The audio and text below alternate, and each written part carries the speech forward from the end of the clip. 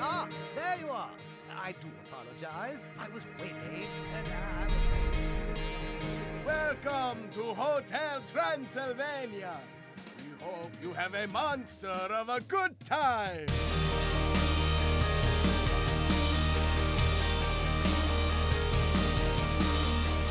And I said, well, it was in the book, Peter. Keep it rolling, Mitch. I just want to try something.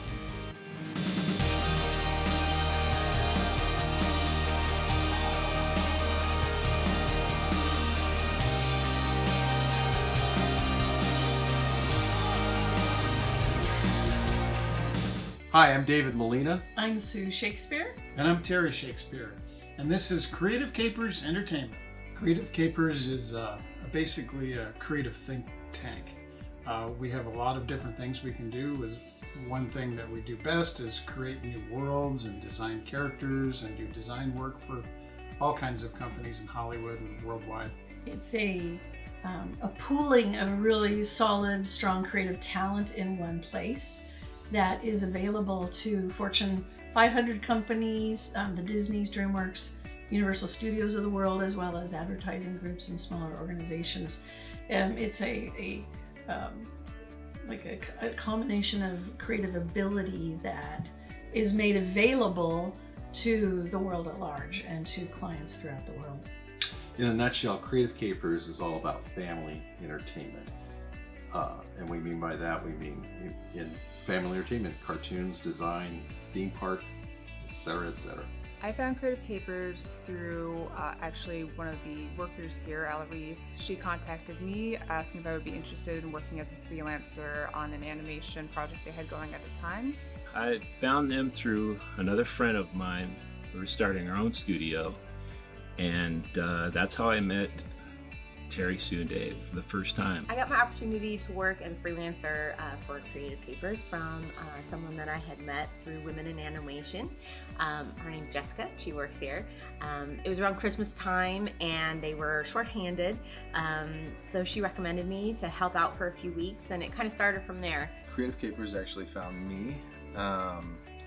I went to film school and I did a couple different internships while I was there. And I met someone that worked here, Matt Bates, and yeah, it was about 2 years after that internship that I just got a call one day, and he was like, "Hey, you edit, right? Like, we need an editor." And I was like, "Yeah, I sure do." Actually, Alarise brought me to Creative Capers. So I was originally working in the TV industry, and I came across, I've known Alarise for 10 years. She's a family member of mine. So I emailed her one day asking if she was looking for someone who needed a production coordinator or an assistant, and they just so happened to need one.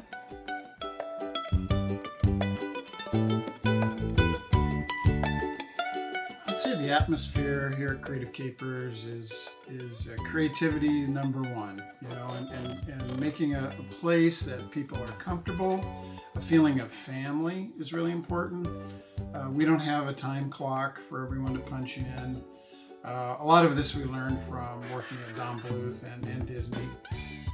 Is having a comfortable place that people want to come to work and be creative, and people that are listened to for their ideas and creativity. We entered into the entertainment business very similar, all three of us. We all three started at Don Bluth Studios formally. So that's where we learned everything and got our quality standards. We learned from all these great teachers and these great organizations we work for, and then said we want to do this for ourselves and branched out on our own.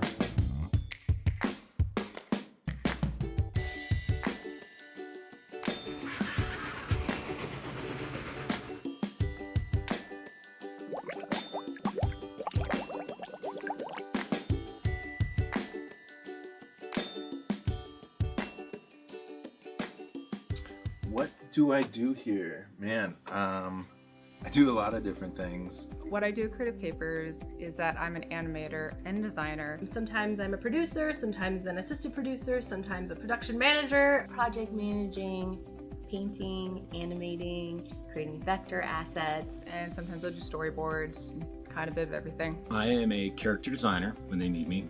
I am a storyboard artist. I do some animation when it's needed. I was hired as an editor. I do some compositing and like a lot of the digital software things. Storyboarding.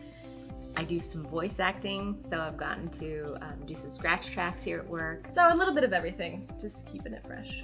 When we started out, we had very little work, and then Disney came to us when they started to grow with their software division, and they were looking for animation houses to do their animation.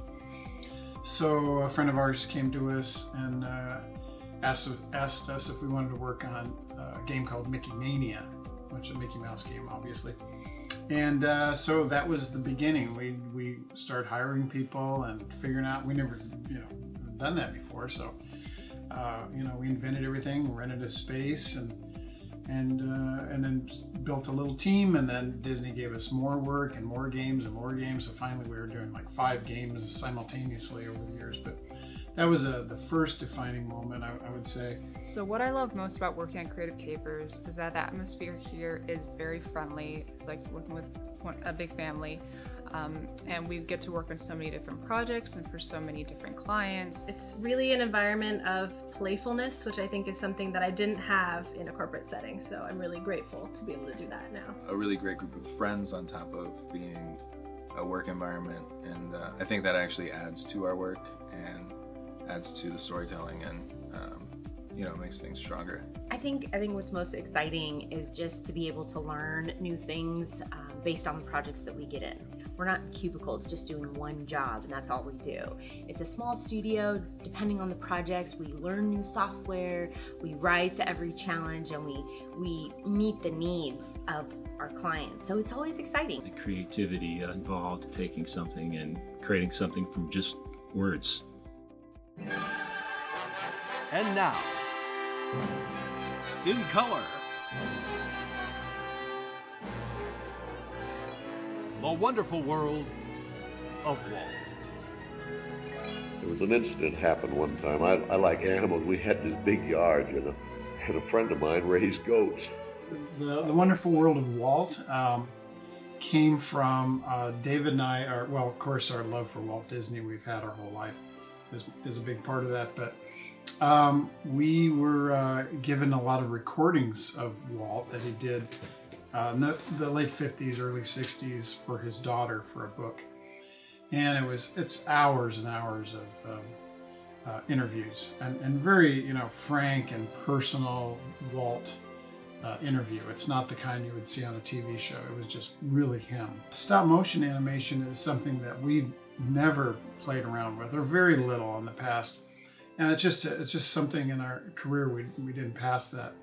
And so we thought we needed a project for that. So just one day we just said, why don't we build a Walt puppet and do something with these recordings and combine those passions we have. So we did. So we started designing, and we've never done this before. So we did it as a learning experience. Started designing Walt, and we've seen a lot of caricatures out there online, and some we like, some we don't. And then we thought, well, how would we draw or design Walt, as a character? So we went to work drawing the character and designing. When we were happy with that, we started sculpting him in 3D, 3 dimension. At the same time, we were trying to learn how you build a skeleton armature for a puppet. And we just took everything on. It was like a project of love, Yeah, it's like just building it at nights and going to YouTube. How do you, and look how they make hands, and getting ideas from that. And just receiving the comments from people and the feedback. Folks at Pixar, really high-level executives in Hollywood have called us and said, "Oh my gosh, I love it. It's so great."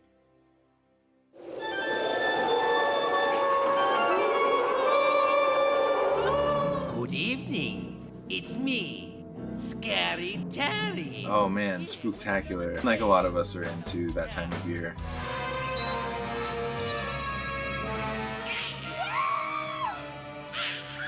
So we decided to do a little horror film, Capers horror film. We put Terry in makeup and everything. And it was fantastic. Actually, so Terry, he was sitting in this room actually, and we had set decorated and everything, and he said all the lines, and it was great, but it wasn't quite the sound that we wanted. And so we recorded David saying the lines over in this other voice and actually lip sync David's voice to Terry's performance. And that's like what made it. Creative Capers would have been done a long time ago and over with. We've had a lot of high times and low times, but through it all, we've always had a lot of different hats we wear in the entertainment industry, and those have come in handy in bringing us through the lean times. The advice I'd give to anyone who's looking to get into the animation industry would be to practice all the time. You have to be passionate about it because it takes a lot of work, a lot of effort, a lot of time, a lot of practice. All the tools are there available to you, easier than they've ever been before. So like, just go out and make it and hone yourself. To remember that in a production setting for animation, you're a part of a team. So be a valuable team member. It's the connections that you make that are really important, and trying to understand people who maybe you wouldn't always get to know, because they can sometimes be some of your best connections. And also just forming really genuine bonds, and also remembering to be true to yourself. Network is very important. You never know who might be able to give you your first job, and from there you just kind of keep creating new contacts and just go from there. The other big piece of advice is like going to school. If you're going to school for this, like internships, like you learn so much more on the job than you will ever learn in a classroom, and just do as much as you can until you're like exhausted, because that's really what's going to make the difference at the end of the day. For us, when we think of new media and what's coming in the future, we've already been looking at that. Our entire careers, we've been looking forward to what's coming in the future. We have a little saying, it's evolve or die. And we've watched a lot of folks in the film industry and the TV industry basically die. They didn't evolve. 2D artists didn't evolve to 3D. 3D artists aren't evolving into some of the new media. So we've always been sort of at that leading edge in our own small way of doing projects for new technology. So for us, it's very exciting, and it's something that keeps us excited about the future and new projects to do, just looking for new technologies. We always say we will put more budget on screen or in the viewing format than anybody else, because that's what we do. We deliver really, really high quality, and we can do it budgetarily, very consciously budgetarily. So new technology helps in those endeavors. Ladies and gentlemen, welcome to the Underworld Players presentation of That Villain Jafar Has Returned, and he's really, really mad.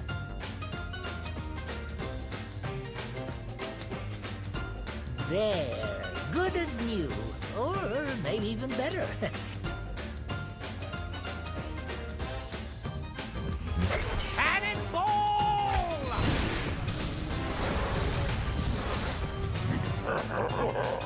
No longer will you be cast down into the bowels of the earth. Well, unless I put you there. And who better to lead the way than some of the villains who made this all possible? Well, let's give them a hand, shall we?